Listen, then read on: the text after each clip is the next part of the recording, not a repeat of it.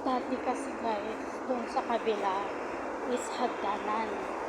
Pag namamalingki ka o uwi ka ng Pilipinas, ang mga bagahe mo, ihahagdan mo at bubuhatin mo. Pero ngayon guys, nag-improve. Ayan oh. Hindi na mahihirapan ang mga tao. Lalakad. Dati doon. Doon yung may hagdan oh. Mga 8 steps na hagdan.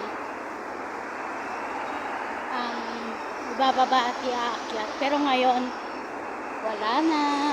Nasa slope, may slope na. Very accessible na. Papuntang Kowloon Bay. Thank you sa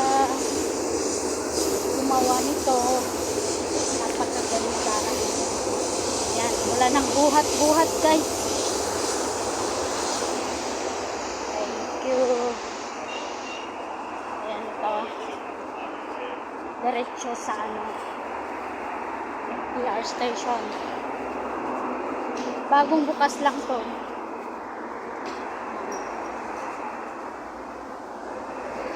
Ayan. Ayan na yung MTR station. Ito yung aking binababaan ngayon. Diba? Gabi. Kowloon Bay Station.